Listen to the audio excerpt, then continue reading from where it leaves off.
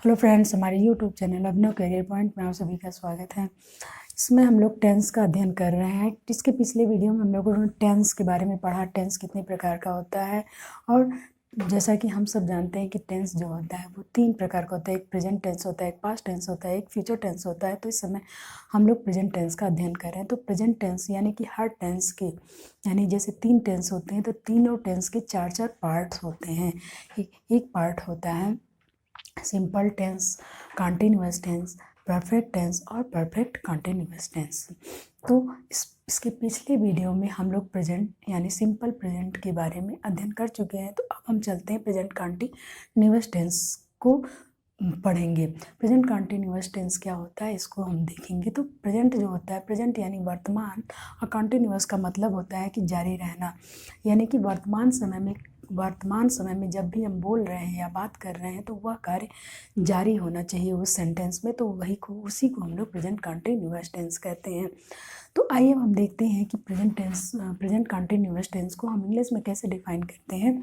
तो present continuous की definition होती है, it tells about actions that are going on at the time of speaking. जो action होता है जिस समय हम बोलते हैं वह कार्य उस समय जारी होना चाहिए। उस कार्य का जारी होना ही प्रेजेंट कंटिन्यूअस टेंस कहलाता है।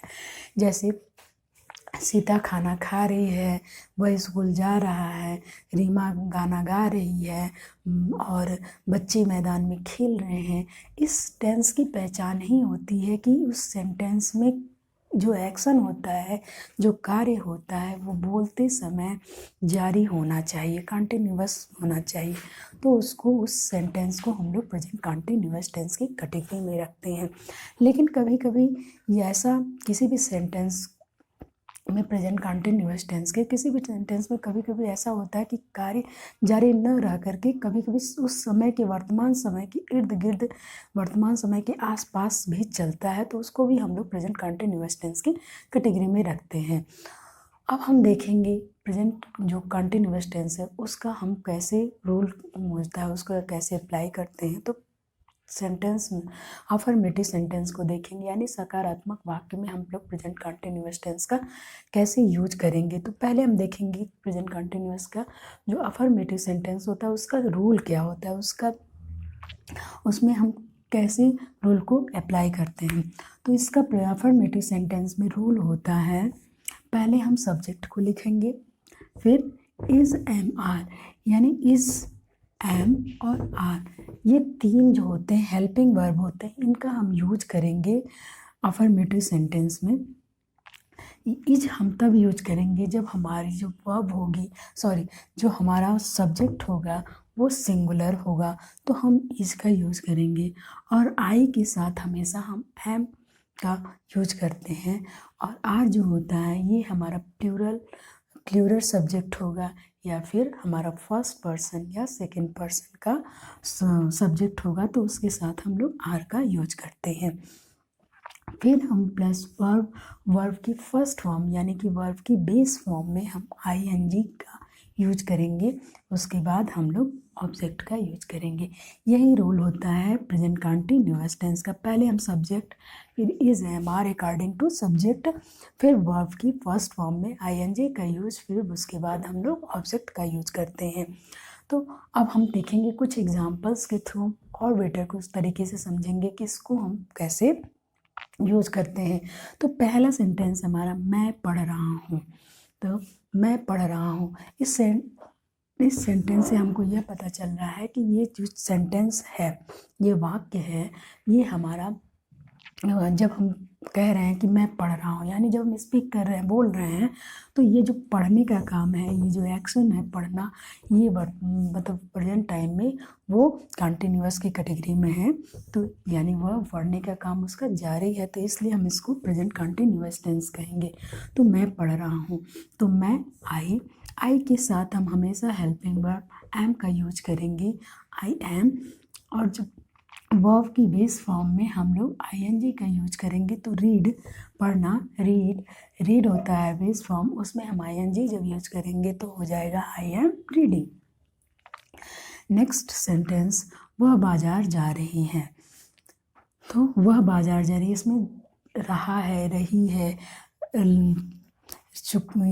ऐसे वर्ड्स आते हैं तो वो प्रेजेंट कंटिन्यूअस टेंस होता है। तो जैसे वह बाजार जा रही है, तो ये भी हमारा इससे सेंटेंस से पता चल रहा है कि उसकी बाजार जाने का जो कार्य है, काम है, वो अभी वर्तमान समय में जारी है, यानी अभी वो बाजार जा रही है।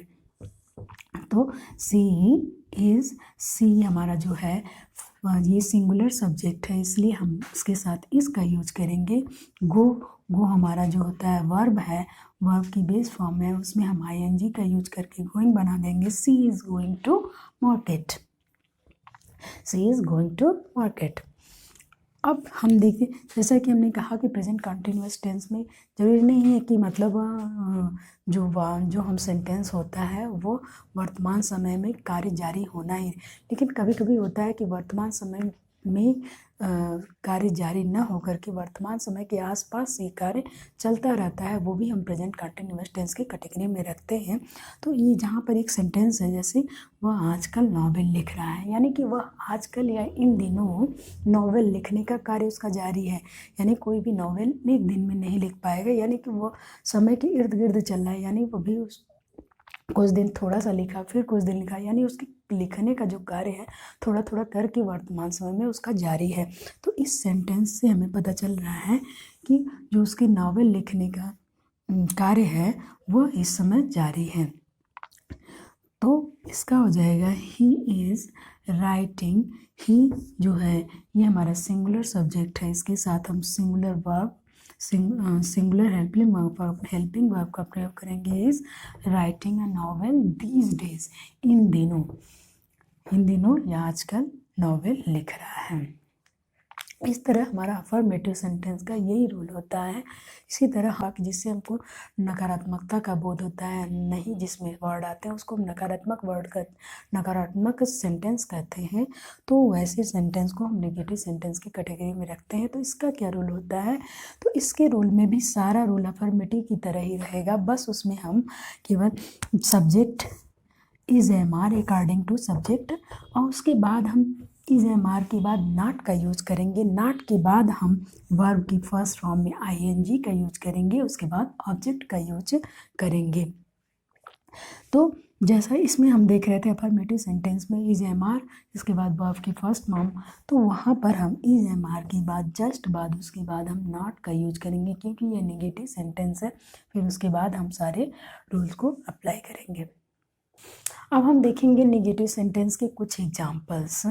तो एग्जाम्पल्स है जैसे वह घर नहीं जा रहा है, यानी जिसमें भी नहीं वर्ड आएगा वो हमारा नेगेटिव सेंटेंस होता है। तो वह घर नहीं जा रहा है, यानी कि ये नकारात्मक सेंटेंस है, नेगेटिव सेंटेंस है।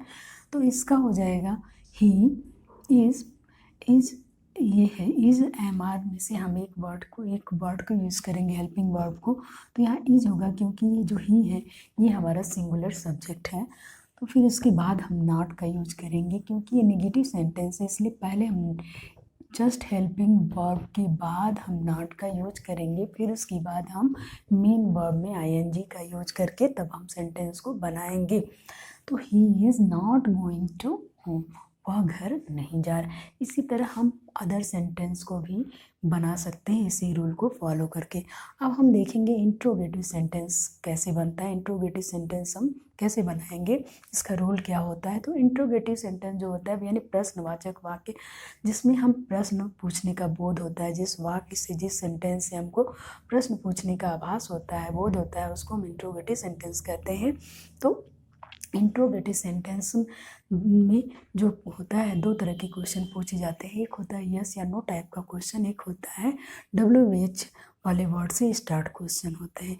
यस या नो टाइप का क्वेश्चन वो होता है जिस क्वेश्चन का आंसर सिर्फ यस या नो में हम दे सकते हैं, और WH वाले वर्ड से स्टार्ट होने वाले क्वेश्चन जो होते हैं उसका आंसर हम यस या नो में नहीं दे सकते हैं, बल्कि उसका हम रीज़न बताना पड़ेगा कि वह ऐसा क्यों नहीं कर रहा है, क्या रीज़न है। तो इसी को हम लोग यस या नो टाइप का क्वेश्चन कहते हैं, और WH वाले वर्ड से स्टार्ट होने वाले क्वेश्चन कहते हैं। WH वाले वर्ड जो WH वाले वर्ड से स्टार्ट होते हैं, जैसे व्हाट, हाउ, वेयर, हु, तो ये सारे वर्ड WH वाले वर्ड्स होते हैं।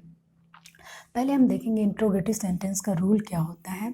तो इंट्रोगेटिव सेंटेंस का रूल होता है, पहले हम WH वर्ड का यूज करेंगे। WH वर्ड्स का यूज हम तब करेंगे जब हमारे यस या नो टाइप का क्वेश्चन नहीं होगा। जब हमारा यस या नो टाइप का क्वेश्चन नहीं होगा तब हम WH वर्ड का यूज करेंगे, नहीं तो नहीं करेंगे। फिर इसके बाद हम इज MR का यूज करेंगे अकॉर्डिंग टू सब्जेक्ट के अनुसार। फिर सब्जेक्ट वर्ब की ING फॉर्म और ऑब्जेक्ट का यूज करेंगे। तो जैसे हम यहाँ एक सेंटेंस है, क्या आप पढ़ रहे हो। इस सेंटेंस से हमको पता चल रहा है कि आप क्या आप पढ़ रहे हो। ये ऐसा सेंटेंस है इंट्रोगेटिव का जिसका हम आंसर यस या नो में दे सकते हैं। यानी हमसे कोई पूछ रहा है आप खा रहे हो, आप पढ़ रहे हो, आप जा रहे हो, तो आप उसको कह सकते हो कि यस, हाँ हम खा रहे हैं, हम पढ़ रहे हैं, हम जा रहे हैं, हम सो रहे हैं। तो ये होते हैं यस या नो टाइप के क्वेश्चन। तो इसको हम WH वाले वर्ड से ना स्टार्ट करके इज MR से स्टार्ट करेंगे। तो हमारा जो सब्जेक्ट है वो आप है, यानी कि तुम, यू। तो जो यू होता है ये हमारा प्लूरल सब्जेक्ट या प्लूरल सब्जेक्ट होता है। इसके साथ हम आर का यूज करते हैं। तो are you reading, are you reading, क्या आप पढ़ रहे हो। फिर आप देखेंगे हम दूसरा सेंटेंस, वह क्या पढ़ रहा है।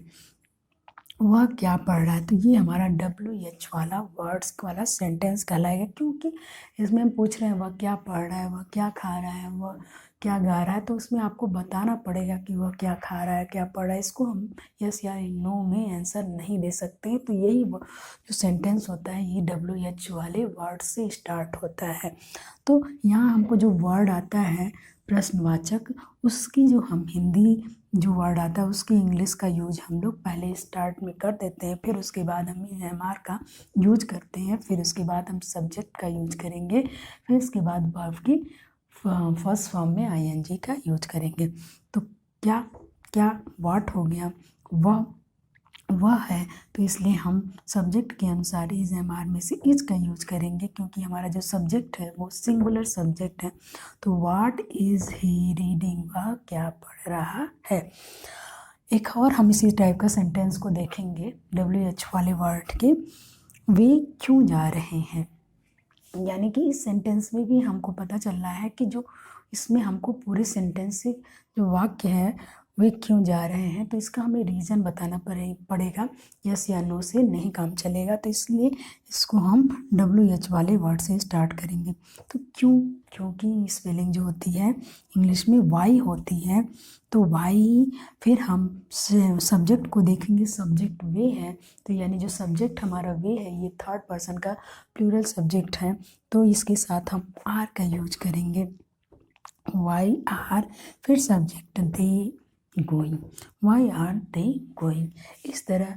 और इसके बाद हम क्वेश्चन मार्क का भी यूज जरूर करेंगे। अगर हम इंट्रोगेटिव सेंटेंस में क्वेश्चन मार्क का यूज नहीं करते हैं तो हमारा जो सेंटेंस होता है वो रॉन्ग माना जाएगा। तो इस तरह हमने प्रेजेंट कंटिन्यूअस टेंस को अफर्मेटिव सेंटेंस, नेगेटिव सेंटेंस और इंट्रोगेटिव सेंटेंस बनाने का रूल देखा। आगे के वीडियो में हम प्रेजेंट टेंस, जो प्रेजेंट टेंस है उसके जो और पार्ट्स हैं उसके बारे में अध्ययन करेंगे। Okay, thank